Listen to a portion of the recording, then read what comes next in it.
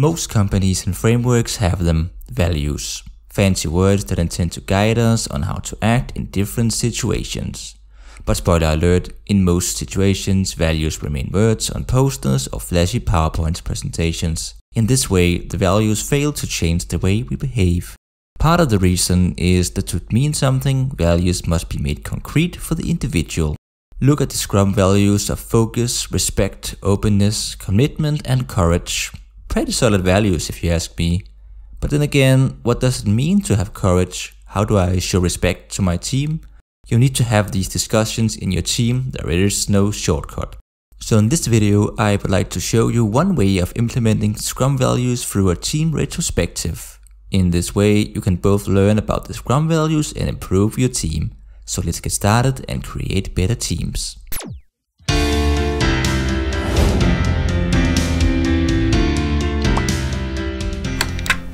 To prepare for this retrospective, you need 5 big posters, one for each Scrum value, a stack of post-its, and something to write with for each participant. Yep, implementing the Scrum values requires a lot of effort, but not a lot of equipment. That's comforting, right? But you do need to fill out the 5 posters before you begin. Gather your team and present to them the 5 Scrum values. If your team is new to working with Scrum or Agile, you can give a small introduction to the background of the values, for instance through the Scrum guide. Just be sure not to comment on the individual values, as we are doing that in a minute. After your introduction, long or short, show the team the following 5 posters. Each poster should have one of the Scrum values as a headline and 2 questions underneath it. The remaining posters have the same questions, just with the remaining 4 values instead. In the first question, we are trying to find specific examples of what the team thinks the value means. They are allowed to answer in general terms, for instance that we show focus when we only work on one task at a time. In the second question, we are looking for areas where the team can improve, specific for the value. Now it is up to the team to answer the 10 questions in total. Give each team member a stack of post-its and something to write with, and let them write their answers individually. This could take a while, so give them at least 20 minutes. Whenever they are done with the post-it, they should put it on the poster with the corresponding question. When the time is up, or everyone is done, you should have a lot of statements about what the team associates with the 5 Scrum values and where they can improve. Next, it is time to discuss what the team wrote to each of the values. Pick one of the values and gather the team around the poster. Start by reading one of the post-its aloud and ask the team members who put it there to elaborate. For instance, by asking in what situation the statement occurs. Continue through the rest of the post-its. If the poster has any duplicates, group them together. It is okay if the conversation drifts a bit here, as we do want a discussion about the team's perception of the values. But we still have 4 more values to go, so keep an eye on the time. When you are out of post-its for the first question, move on to the second question and focus on what you can improve. Again, discussion about the individual statement is most welcome, that is why we are here.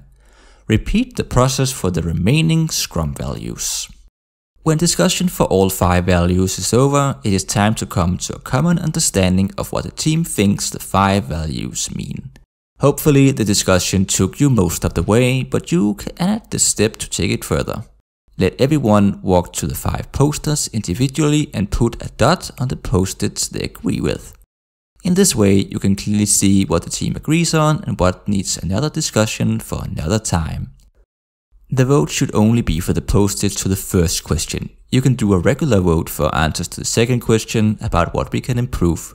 Just like any retrospective, you can work with the 1 or 2 subjects before your next retrospective. But all the input should contribute to your understanding of the values and what you can do to improve them. The retrospective is now done, but it will take a bit more work to implement the Scrum values in your team. First of all, you should check the team's statements about the Scrum values, write them on posters and put them where your team can see them. But didn't I start this video by saying that values risk remaining words on posters? I did, but there's a difference now. If you print a couple of values, words out of context, they will not mean much. But after the exercise, the team can connect the words to a discussion, a memory, and their own interpretation of the values. That means an improved chance of the values changing the way we act. Another thing you can do is to keep making parallels to the agreements that the team made. Make it visible when you encounter situations described or when you encounter the opposite. In summary, embedding the values in a group of people is far from easy, but it is doable.